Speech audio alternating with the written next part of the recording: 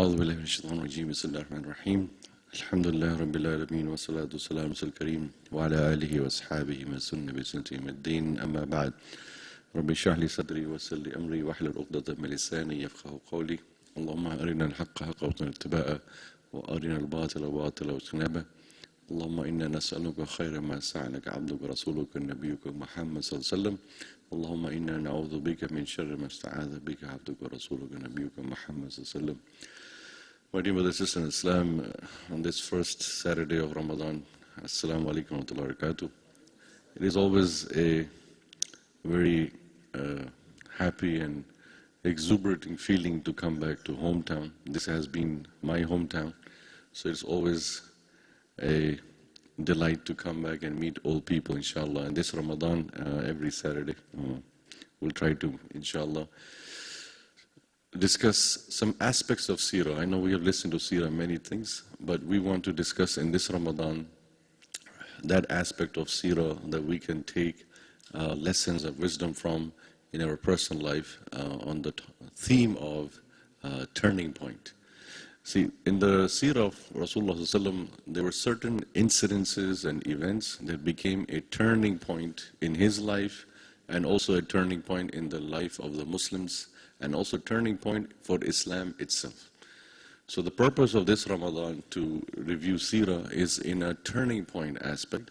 And how does this turning point help us to learn in our personal life? Each one of us also has a turning point in our lives. If we reflect upon our own personal life from the time we were born on this earth up to whatever age we are today. So, inshallah, in this series we will have, we'll tafakkur and tadabbur, we'll think and ponder that just like the turning point of Rasulullah's life was there, how is my turning point, inshallah? So I will not go into the details of the incidences itself, but what we say is durus wa ibar, the lessons of wisdom that we take from the incident itself. Because the incident we have known and listened to that many times in the biography of Rasulullah in Seerah, also in Rabiul Awwal and Seerah programs and Seerah conferences, we've listened to these different incidences that have happened. So I will not go into the detail of the actual event and what happened because we already know that what happened. But in these series, we will look at the lessons to learn and derive from that, and how it affected the life of Rasulullah and the life of the Sahaba Kiram Ajma'een and the Muslims at that time. First thing today that we will be talking about is the turning point of an event that happened in the life of Rasulullah, which was a heavenly event. Isra and Miraj. We've heard about Isra and Miraj from childhood days a long time. So many things we've heard.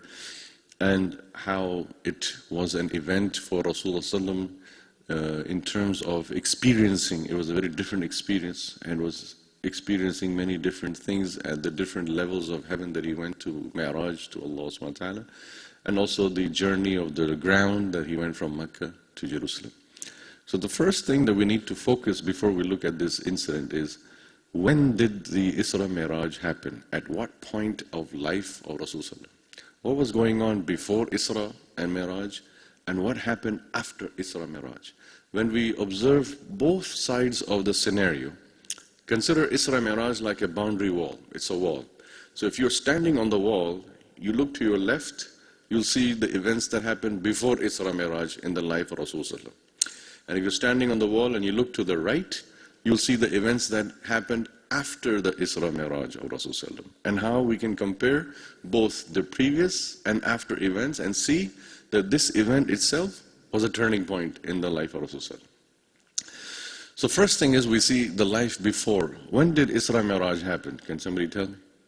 Which year of Nubuwwah, of prophethood was that? Of course, Hijrah was not done, so we cannot say Hijri calendar year. Hijri year, we cannot say that. But what year of his prophecy, of his prophethood was Isra Miraj? Third year? 10th year, right, 10th year. Before the Hijrah. The Hijrah itself happened in the 13th year. 13 years Rasulullah lived in Mecca, and the 13th year he migrated to Medina. But 10th year, some Mu'arrikheen say 10th, some up to 11th, but between the 10th and 11th year in between, this happened. So 10 years, from 0 to 10, straight da'wah in Mecca.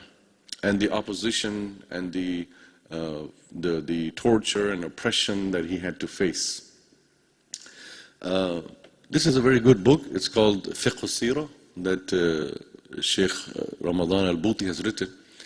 And he has given some very good insights. It's in Arabic, but I'm trying to translate for you.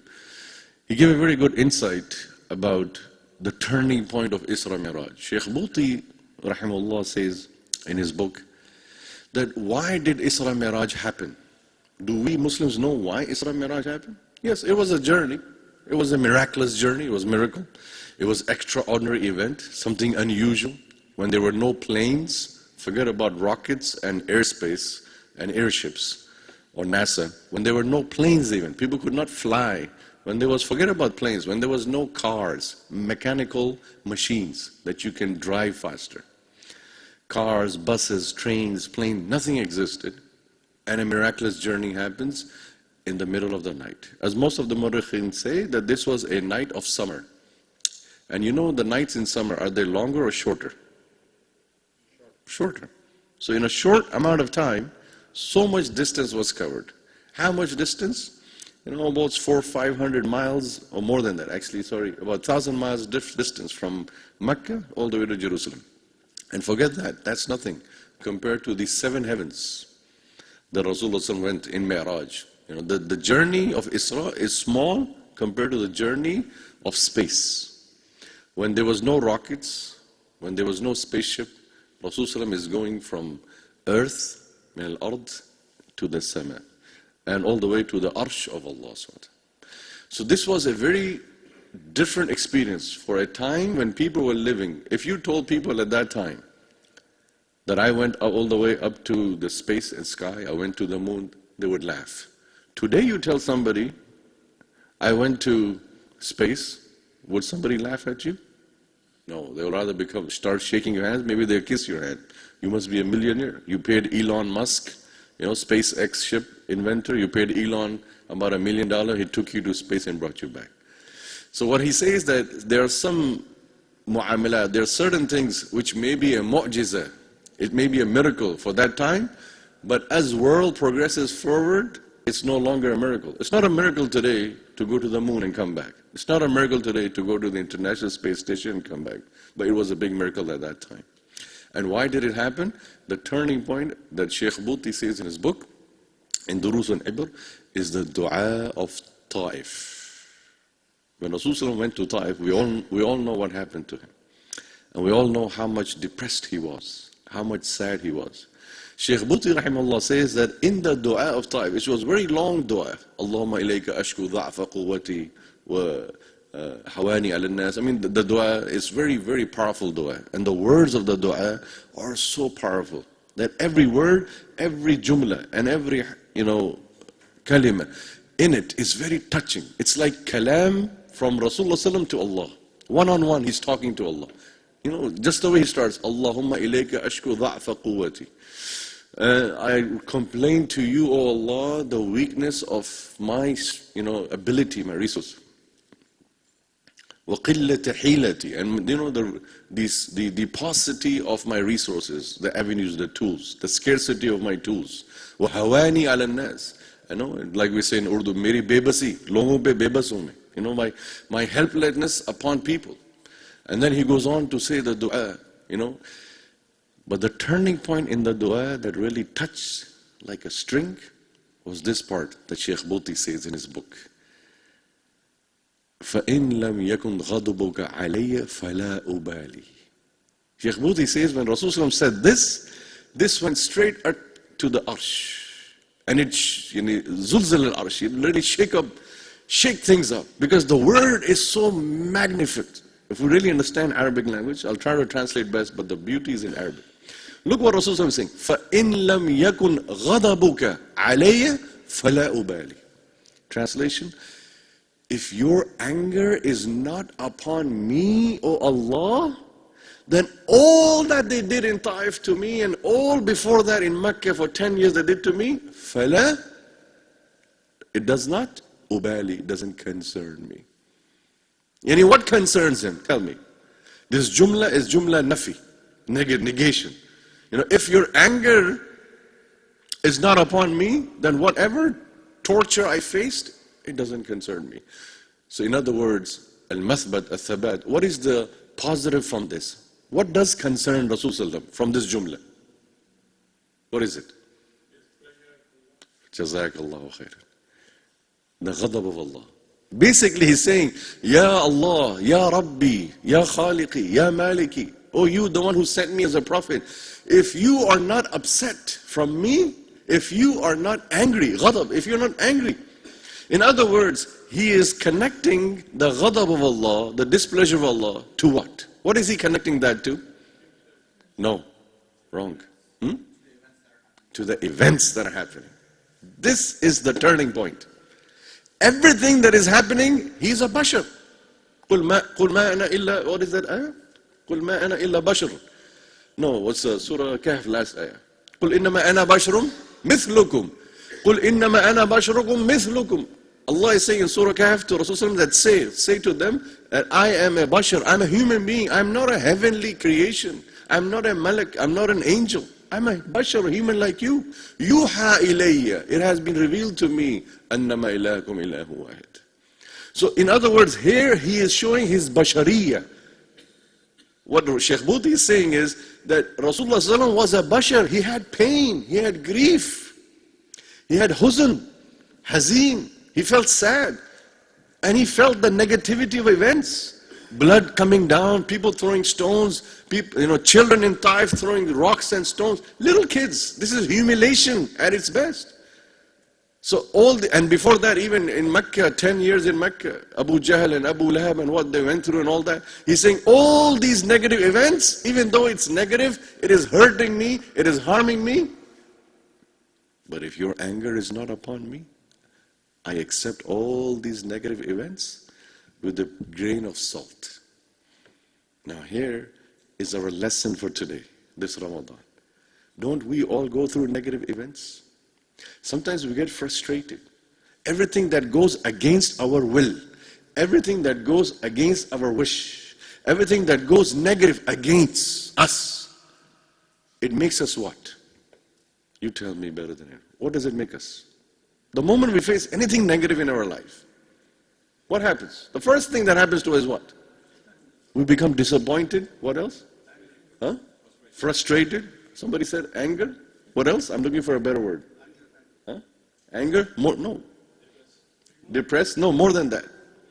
At the onset of negativity, the moment you get the bad news, the negative news, that this is not going your way, what's the first thought comes to your mind? These are all right answers, but not the... No. I'm looking for the bullseye answer. You play darts right in the middle. These are all like 50 and 100 and 200 answers. No. It starts with D also, but it's not depressing. It's not disappointment, it's not depressing. The first thing you feel, the inner heart, your heart, the first feeling comes is this word with D. And ends with D also. See? Amazing, right?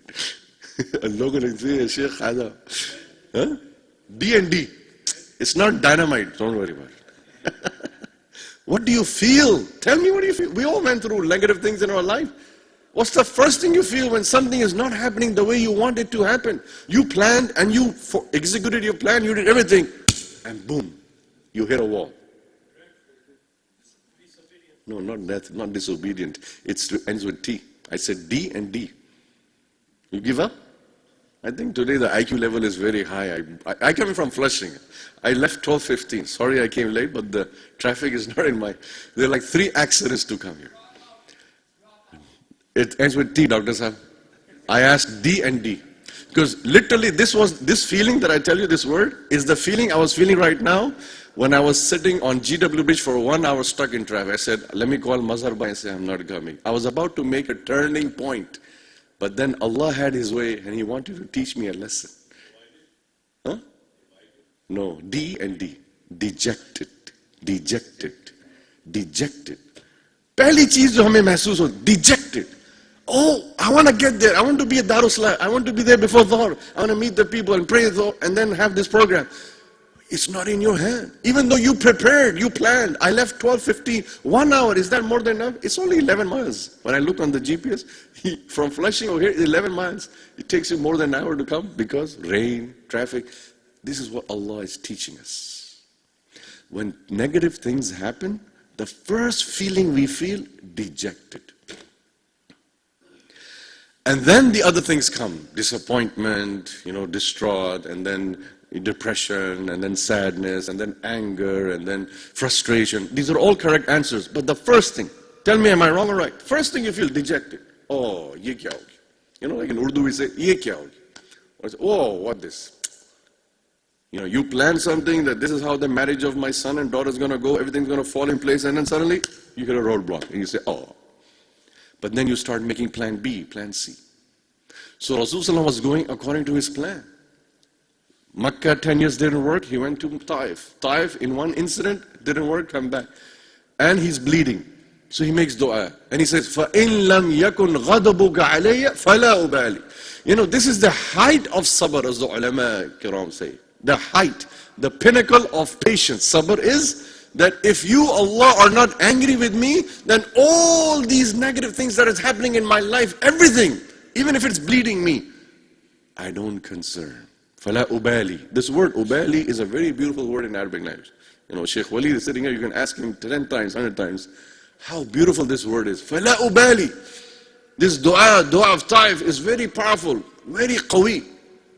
And in the dua of Taif, which is a long time, the fulcrum, the pivot of dua of Taif is this kalima, as Sheikh Buti says. When Rasulullah said this, khalas ja'a al-isdar, ja'a al-sadr min Allah subhanahu wa ta'ala. The decree came from the heavens. The decree came from the heavens, arsh.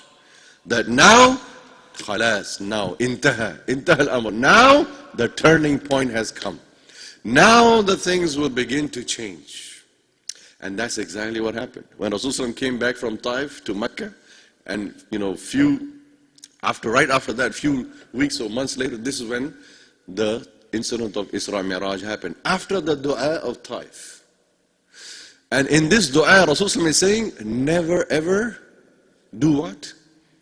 Never ever give up. When he's saying, فَإِن لَمْ يَكُنْ غَضَبُكَ عَلَيَّ فَلَا أُبَالِي. When he's saying, if your anger is not upon me, then I really don't concern. Meaning, I will still continue to do the effort, the juhud. سَأُجَاهِدُ مُسْتَمِرًا. I will continue to do the juhud as a Nabi. I'm not going to give up. I'm not frustrated. I'm not ending it. I'm not throwing in the towel. I'm not surrendering. I will continue the struggle. Because if this what you have planned for me, Ya Allah, this is the qadr of Allah. Radi ma qadr of Allah. You become radi, acceptable with the qadr of Allah. And I think you brothers know more than I do that 9 years ago, exactly 9 years ago, I was sitting here in 2009 Ramadan giving the same lecture series of Seerah. Brother Aminul Kareem used to be in the education committee. He was in charge of education committee. He started this program that on Saturdays in Ramadan, we'll do Seerah lecture. But that Ramadan, I did not know that my isdar, my decree will come to leave this country. After 9 years back, coming back, this is also from Allah. What I'm trying to share you from my life history, not to tell you about my personal life, but to connect here, that as much as I did not want to leave America 9 years ago, I had to leave. I was forced by none other than Allah. Allah said, your time is up. You have to leave. Kids were small, we packed bags, we left. And at that moment, I did not, Wallah Azim, I swear by Allah, I'm sitting in the masjid. I did not know if I'll come back. And that's why I said goodbye to everybody.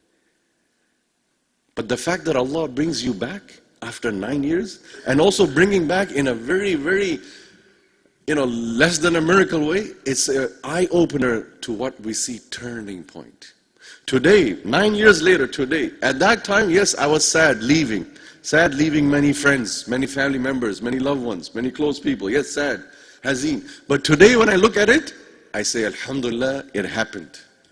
Today, 9 years later, this is what Allah is teaching us, that look, you plan, ya Bani Adam, ya Insan, you plan and I plan. And I am the master of planners. Wallahu khairul makirin. Allah planned something else for these 9 years for me, which I did not know, which I don't know what is there. The future is uncertain. But when you look back afterwards, the only thing that comes from your heart is Alhamdulillah, Al-Shukrulillah. You can't thank Allah enough. And what I learned from this, of my own sojourn, my own incident, what I learned is we should follow the footsteps of Rasulullah and only say one thing, that, oh Allah, if you are not angry with me, then whatever negative is happening, I am happy with it. I'm happy with the negative. The message of Isra Miraj is, for the mu'mineen believers, is be happy with the negative that is happening with you in your life, because remember, it is happening from Allah for a reason. And what is that reason? That negative is happening for a positive tomorrow. Tomorrow will be positive. My two sons became Hafiz of Quran. They went through also the Dars Nizami books also. Ad-Daraja al-Ula, Thaniya, Thalitha, with the Alim over there. And many other. If I just keep counting the barakat, being close to my parents, taking care of the mother that was sick at that time. If I just keep counting, tears flow down the cheeks thinking that, oh Allah, this could have not been better than that. This was a turning point. So in the life of Rasulullah, Isra Miraj came after the dua of Taif, in the dua that he said that, oh Allah, if you are not angry, then I don't concern anything. Because my only concern is that you be pleased, Radi. In other words, the lesson Sheikh Bhuti is saying, that what we learned, the main lesson from Isra Miraj is that if you make your rida, if you make your pleasure in the pleasure of Allah, Allah will give you the heavens and the earth in your feet. Wallah al-Azim, my dear brothers and sisters. If we become pleased with whatever Allah is pleased with us, in spite of it being negative at the moment that we are standing at that time, Allah will open the floodgates of heaven and earth in our feet. Because Allah says to the malaika, the angels, that look to my abd. Even though negative is happening, he is bleeding, his shoes are full of blood, and I've sent the angels to crush the mountains, still he is pleased with my pleasure for what is happening. So now he goes on to say how this became the turning point, Isra Miraj. First thing, Allah subhanahu wa ta'ala wanted to boost the morale of the Prophet ﷺ. The Prophet ﷺ was feeling sad and depressed. And he said that, look, if you're not angry, nothing concerns me. So now Allah wants to take him on a journey. This is very similar. The Shaykh says, sometimes when you feel your loved ones, your brother, sister, your son, your daughter, your wife, your husband, when you see them at home, very sad and depressed, what do you say something? Chalo bahar chalne ko sair kar ke aate. Come, let's go outside, let's go for our drive, let's go for a walk. Do we say that sometimes or not? When you feel somebody, your close loved one, your blood relative, when you see that they're at home, very, very sad and depressed, you sometimes grab their hand and say, come, let's go outside. Let's go for a ride. Or let's go for a walk. Do we do that or not? Here Allah subhanahu wa ta'ala said to Muhammad sallallahu alaihi wasallam, Qum, let's go for a ride. And not just a ride from Makkah to Medina, Makkah all the way to Jerusalem. Wow, amazing. Allah subhanahu wa ta'ala himself telling his Habib Mustafa, you are hazeen, you are sad in Mecca, don't worry, come, there is another alam, alam as-sama. Let me know, because until Isra Miraj, did the Prophet ﷺ meet Adam alayhi salam? Did he meet Ibrahim alayhi salam? Did he meet Isa alayhi salam? Did he meet Yusuf alayhi salam? Did he meet all these Anbiya? 124,000 prophets? No. So this was an opportunity. Come, let's go for a ride. Let's change your temperament, your mood. Today psychologists and psychiatrists say this. If you see somebody, psychiatrists, what they do when they psychotherapy, say, take that person for a ride. Take them on a ride and talk. So on this ride, on this journey, Allah is talking to Rasulullah in Mi'raj. Didn't Allah talk to Rasulullah? He gave him the hadiyah, gift of salah. Take this gift, Ya Muhammad sallallahu alaihi wasallam. Mi'raj mu'min bis salah. Gift, not just a ride, but a gift. And then the Shaykh says in his book, why did Allah take Muhammad sallallahu alaihi wasallam from Mecca to Jerusalem? Another turning point. He could have said, come from Mecca, the whole world belongs to Allah, right? Come from Mecca, let's go to America. Was America there at that time or no? America was there. Gore nahi the, lekin dusre log the. The land was there. Come, let's go to Indonesia, Australia. Let's go to China, Far East. Chinese were living there also on earth. Out of all the, let's go to Europe and Darul world. But if Allah did not want to show anything from the world except Jerusalem. And also that, reviving all the previous prophets alive. This is muttafiqun alayh, jamhurul ulama. The Rasul met the prophets in Masjid Aqsa face to face. It was not a hilm, a dream. Yes, when he was leading the salah, they were behind him, alive, with flesh and bone. And this is not mustahil for Allah. This is a miracle. When he's giving a big miracle like Mi'raj, this is a small miracle compared to bringing these prophets alive and making them. Imagine thousands of prophets filled up, compacted in a prayer hall, and you are Muhammad ﷺ leading them. This is what we call qiyada, leadership. Allah rejuvenated the spirits of Rasulullah. Now look, you feeling sad what the Makkans did to you? You feeling sad what the Taif people did to it?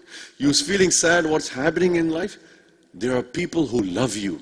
There are people who follow you. There are people who are ready to be behind you. And they're not ordinary people. They are prophets of Allah. Al-Anbiya wa Rusul.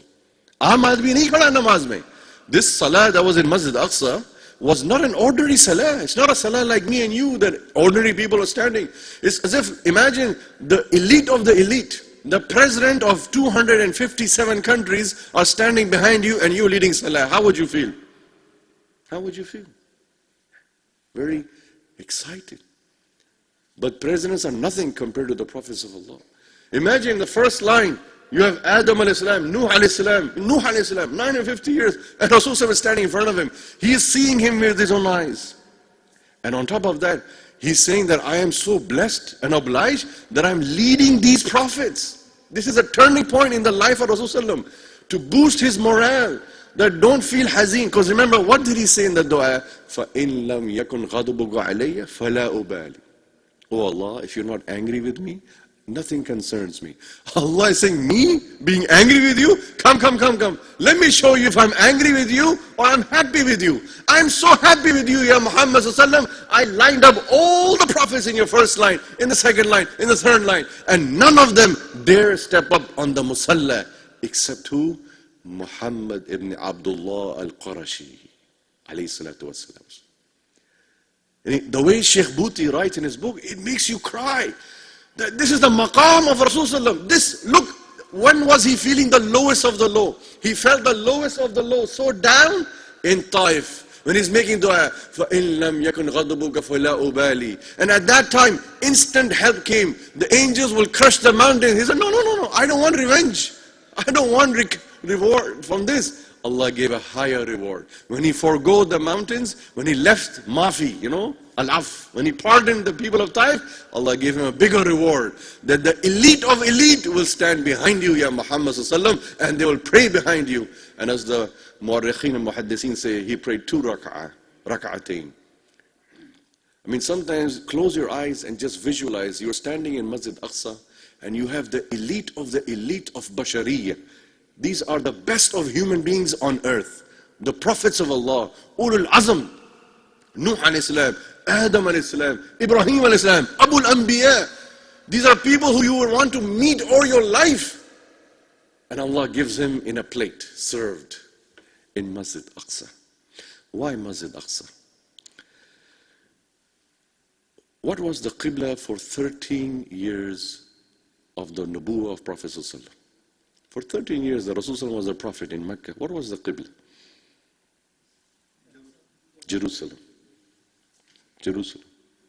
And now we say in Arabic, Mamba al-Hayat, Asas. The foundation of the whole earth is revolving around not Kaaba, Baytul Maqdis.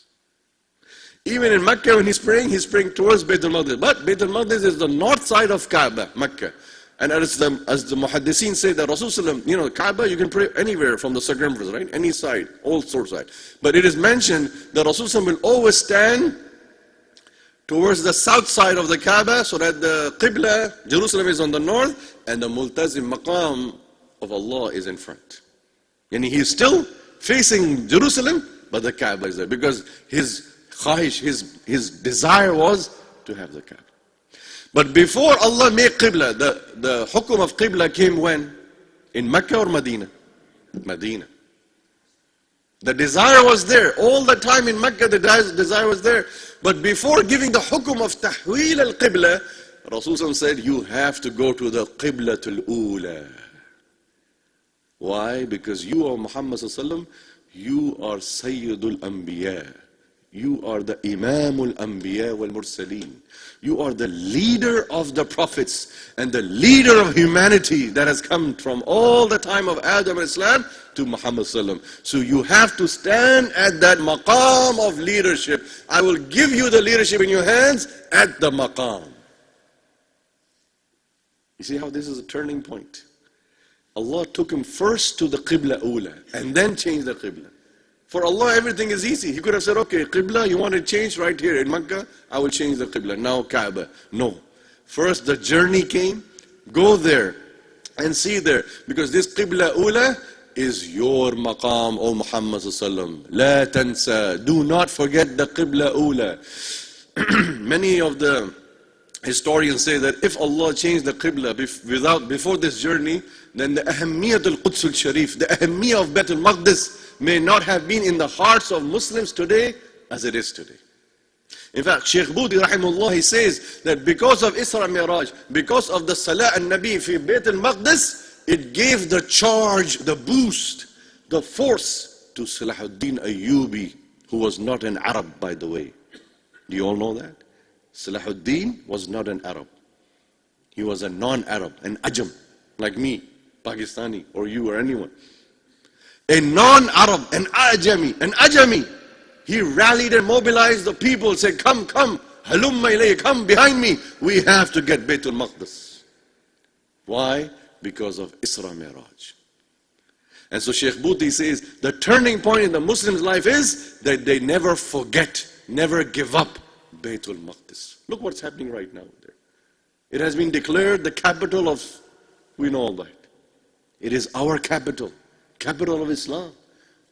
Why did Rasulullah pray 2 rak'ah in Baytul Maqdis? That look, Ya Muhammad, this is for you and your ummah of Muhammad sallallahu. This is your capital. Never give it up. Never let it go. And whoever takes it back will be from the Siddiqeen wa Shuhada wa hasuna ulaika rafiqa. Rahimullah Salahuddin. Nobody told him, go liberate Baytul Maqdis. Nobody grabbed him by the ear and said, look, Salahuddin, you have to do it. He got the charge, he got the impetus himself. He presented. Yani qaddama nafsahu lillah. He presented himself to Allah. And if you read the biography, Seerah of Salahuddin, many of the historians say he would pray in tahajjud and cry in the night that, oh Allah, use my hands, hadil yaday, use my hands, lifath Bayt al-Maqdis. Ayna Salahuddin wa ayna nahnu al-an fi hadha al-makan. Translation, where is Salahuddin and his desire? And where are we? Including myself. We are weak. We are very weak. Our iman is nothing. What is our love for Bayt al-Maqdis?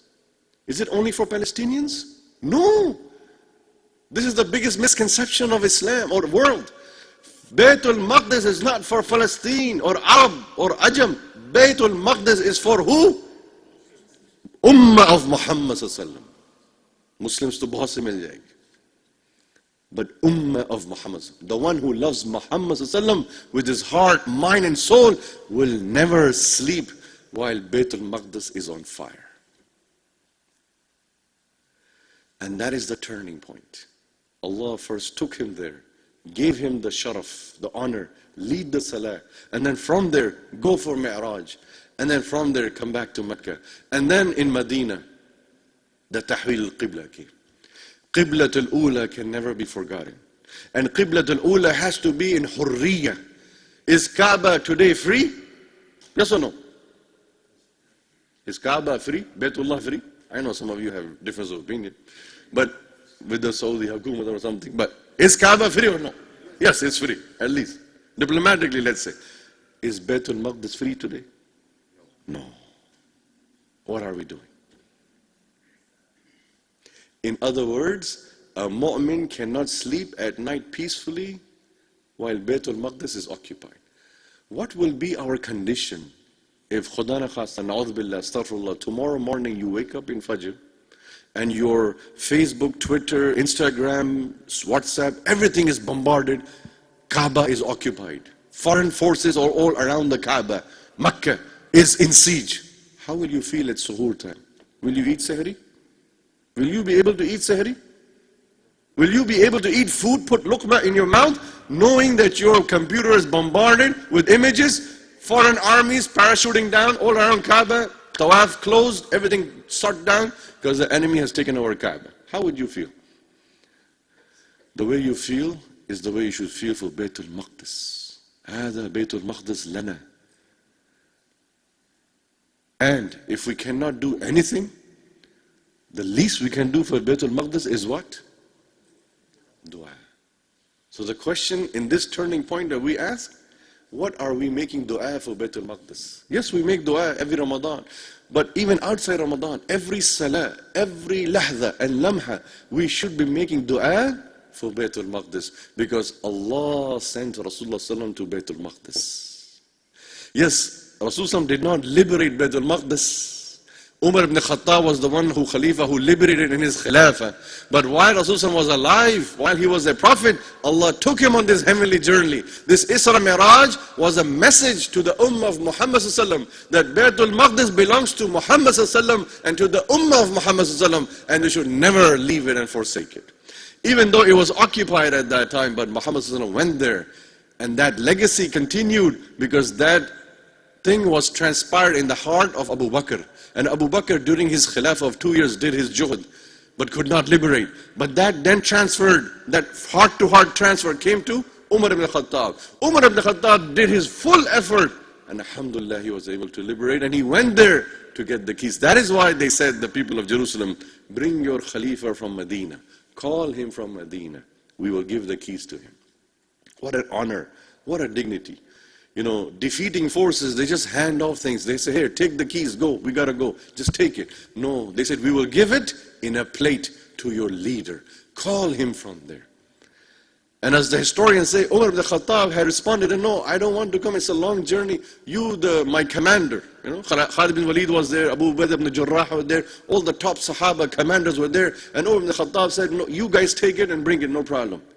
For him was not a big desire that I should go and get it and make a big shohra and popularity. Look, oh, I am the liberator. No, he had humbleness, humility. He said, take it. They wrote the letter back and said, no, Khalifa, they're saying we will not give the keys of Baytul Maqdis until you come. So then Umar ibn Khattab made the niyyah irada for the journey, for this big honor and dignity. Inshallah, inshallah, in our lifetime, Baytul Maqdis will be free. Inshallah, we make dua today, in this Ramadan, in this time, that this turning point that came in the life of Umar ibn Khattab, in the life of Salahuddin, this turning point will come in the life of us. At least not us, then our children who are living here or sitting here, our children will see that yes, our forefathers, our ancestors, they kept telling us about Baytul Maqdis. They kept telling us about Isra Miraj. And this is what we see with our own eyes. Today, Baytul Maqdis is free. And you know, I want to give you good news. Baytul Maqdis will become free before Qiyamah, one more time, with the Muslims. You know why? Who said this? I didn't say it. CNN, BBC didn't say it. Al Jazeera didn't say it. Who said this? Turkish Prime Minister. No. Turkish Prime Minister didn't say it. Who said it? Before him even. Huh?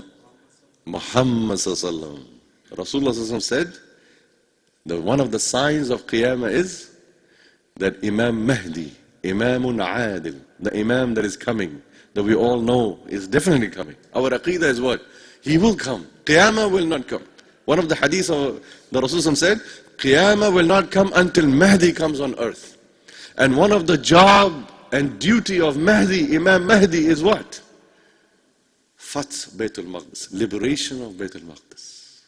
Inshallah, if our children, our grandchildren live, or if we live to that time to see Imam Mahdi, or if our children live to see that time, you will remember, mark my words, you will see this time when Baytul Maqdis will again be with the Muslims.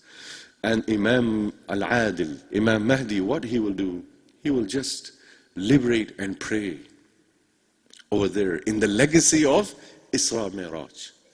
What a big honor. What a big honor for the parents of Imam Mahdi. Can you imagine? The parents, how happy they will be that my son is praying on the same musalla that Muhammad ﷺ prayed in Isra and Miraj. But that son will come when the parents have the desire. When the parents make tarbiyah of their son to be a qa'id, a leader. And that is the lesson we learn from Isra Miraj. The lesson we learn as parents, that every father, every mother should have this himma aliyah, that my son will be the one who will liberate Maqdis. Like the mother of Salahuddin, like the father of Salahuddin. They made tarbiyah, they made dua for Salahuddin. That, oh Allah, use him. They didn't say that, oh Allah, use Salahuddin to liberate Maqdis. They said, oh Allah, use him for your qiyadah to deen. So the best dua we as parents can give to our children is that, oh Allah, make my son qa'id for Ummat al-Islam.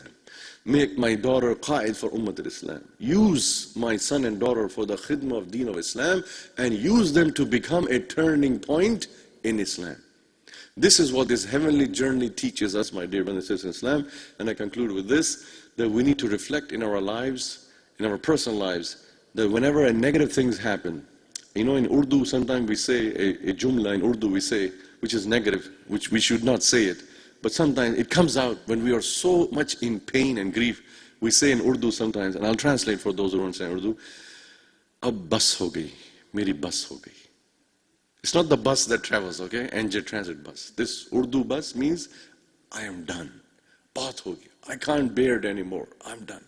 It's enough. I am broken. And that is the turning point. Think of the last time when you said that feeling, that jumla, meri bas ho gayi. That's it. I can't bear it anymore. And then after that, how the events unfolded. This is a psychological thing. If we reflect in our lives, in our personal life, we reflect, the last time I was so sad, the last time I was so grieved and depressed, the last time when I felt so helpless and I felt this is enough, I can't do it anymore. After that, what happened? The turn of events, step 1, 2, 3, you'll see all of them were positive. Because Allah loves the abd when he is in the lowest of the low and he remembers Allah. Because when we are very low, we call upon Allah. Just like at the Taif, Rasul called upon Allah. And he said only one thing. And this is what Sheikh Bhuti says. That in our dua, when we are feeling sad, when we are feeling grieved, when we are feeling hazeen and negative, in our dua, we should repeat this jumla. فَإِن لَمْ يَكُنْ غَضَبَكُ عَلَيَّ فَلَا أُبَالِي. Memorize these few words. That's it. And this is the best dua you can say in your namaz, in your salah, in every time. That, oh Allah, if you are not angry upon me, then it doesn't concern me what is happening in my life. I take it with a stride, with happiness and peace. Again I repeat, فَإِن لَمْ يَكُنْ غَضَبُكَ عَلَيَّ فَلَا أُبَالِي. Very easy words. فَإِن لَمْ يَكُنْ غَضَبُكَ عَلَيَّ فَلَا أُبَالِي. فَإِن لَمْ يَكُنْ غَضَبُكَ عَلَيَّ فَلَا أُبَالِي. If there's one take-home homework we can take today from this lesson, is this phrase, this word. That, oh Allah, if your anger, even if you don't remember the Arabic, just memorize English. Oh Allah, if your anger is not upon me, then nothing concerns me. Because the only thing that concerns me is your rida. And if you want to memorize the dua, you have smartphones, Google, just search Dua of Taif. It has the English translation, transliteration and everything. You can memorize it on your smartphone. Every day you're coming to Taraweeh, in between when you have time, just look at the dua and memorize. This is the best dua that I have experienced in my life. Because when I graduated from Islamic University 18 years ago in 2000, my sheikh, my teacher, taught me this dua. And he said, Jawad, never ever forget this phrase of the old dua. Even if you don't remember the whole dua, this phrase, don't remember. And you know who was that teacher? He came to this masjid also. Sheikh Harun Rashid. You know, he came here and did Taraweeh. Harun Sahib, he taught me this dua. Dekho beta, always remember this phrase, or hamesha khush rahoge. So I am transferring what my sheikh transferred to me, that remember this phrase, you will never get sad in your life. أقول قولي هذا واستغفر لكم والسميع